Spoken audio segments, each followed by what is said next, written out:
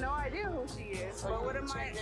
She going kisses. She must want to work for me. Come on. Now that the Bambi and I have become allies, it's time for me to teach her the facts of life. Now she's pretty enough, but is she strong enough? I think it's time to find out. Seems like your eggs got legs. Wow. And as I can see, some ass.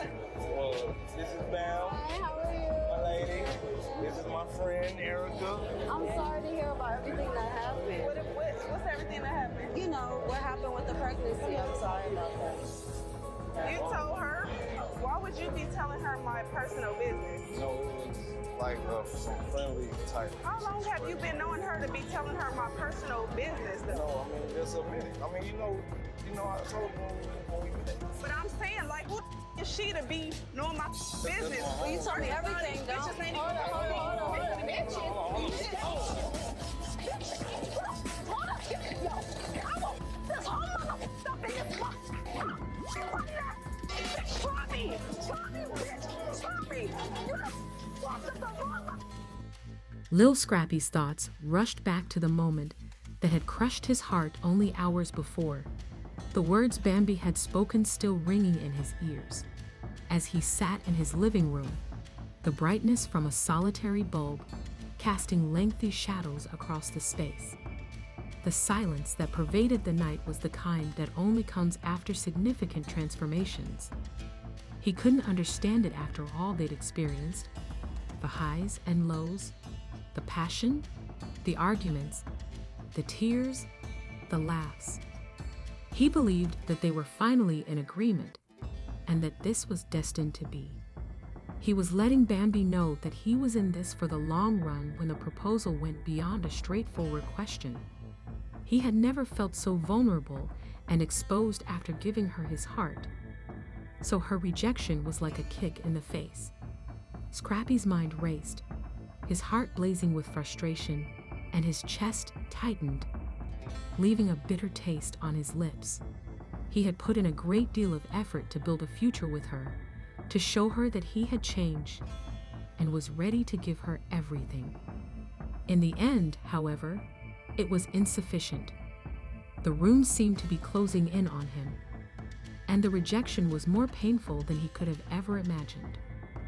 The phone rang twice before Erica answered, and although her voice was pleasant and recognizable, it didn't sound like Erica Pinkett. Scrappy abruptly stood up, desperate to distract himself from the flurry of feelings. So he reached for his phone and dialed a number without recognizing it as hers. Provide him with the comfort he sought. Scrappy spoke in a low, slightly tremulous voice, as if his emotions were suddenly bursting forth. "I need to talk," he responded, "but I'm not sure what to do." It was more about Bambi than the proposal, and Erica paused, recalling that tone from a past encounter, wondering what had happened. Scrappy. Erica's voice calmed the anxiety inherent in Bambi's rejection of me. Erica, he cracked his voice a little when he told her the truth. She turned me down despite my best efforts. Too much fresh hurt. I thought we would get along well, and that I could trust her with my future.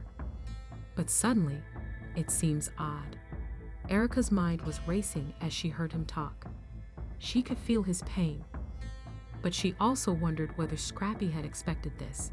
It always seemed like they were two people struggling with their problems and couldn't seem to get together, even though he had been so dedicated to making things work with Bambi. "I'm sorry, Scrappy." "You can't," said Erica softly, letting the words register. "You have to accept that if you want to win someone's love or be prepared for something they aren't, you can't keep giving your all to someone who won't meet your needs. She's not like you." I'm not sure what to do at this point. After hearing it from Erica, I realized that I was still making the same mistakes. Bambi wasn't prepared. Maybe she had never been. Maybe she was still dealing with her problems. He had understood this fact. Mess. I feel like I'm straying off my course and always pursuing things that are out of my reach. Scrappy, you got to let her leave. even though it may hurt a lot. Sometimes letting go of something that is already slipping away is the best thing you can do for yourself. There was nothing sugar-coated by Erica. The phone weighed heavily in Scrappy's grasp once the call was over. He stared at the screen for a long time, almost expecting something to bring Erica's recent revelation to light. But nothing did. He couldn't continue to follow Bambi because she wasn't trustworthy. Thus, the truth was inevitable. Perhaps she would be ready for him, but she might never be. He stood confused for a long time, not knowing what to do. He then found himself thinking of the wonderful moments he had had with Bambi, their love, and the unadulterated passion that had always been there. This was not the proper way to end it. Across town, Bambi was cuddled up on her couch with the soft glow of her phone screen beaming on her face. She had seen the proposal and had yet to open the text message from Scrappy. The feelings that exploded inside her when he knelt down caught her off guard, even though she knew it was coming. Despite her heart's desire to say yes, her head told her that she loved him but wasn't ready for the degree of commitment he was asking for. Bambi had never been the type of woman who trusted people since her past had left her terrified. Her heart was crushed by years of failed romances, despite her love for Scrappy, and she was afraid to really commit to. He was afraid of being vulnerable in a way she couldn't manage, and she was devastated by the rejection. But she had to acknowledge that she wasn't there yet, and the weight of her decision was weighing her down. She had pushed him away out of fear that she would never be sufficient for him, not because she didn't care. Bambi's thoughts raced as the hours passed, replaying her anguish and anger. Why can't they simply be content with each other? Why did love need to be so difficult? Every moment spent with Scrappy, she wondered whether she had made the greatest mistake of her life, even though the timing wasn't ideal. Scrappy attempted to move on the next day, but his mind kept going back to Bambi. Let it go, he urged himself, but how could he? His heart wasn't prepared to let her go. Maybe, he thought, Erica was correct. Wanted to continue, but there was a part of him that fought the idea that he had invested so much of his time, love, and future in something that seemed so promising. He was caught between the woman he loved and the brutal truth that she wasn't ready for him and Bambi. She was sitting by herself in her apartment, looking at her phone, the decision hanging over her like a cloud.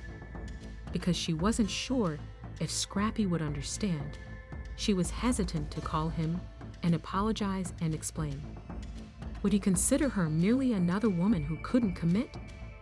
What if their tense relationships had already ended and it was too late? Following their actions, Scrappy and Bambi were each trying to make sense of a future neither of them could have foreseen.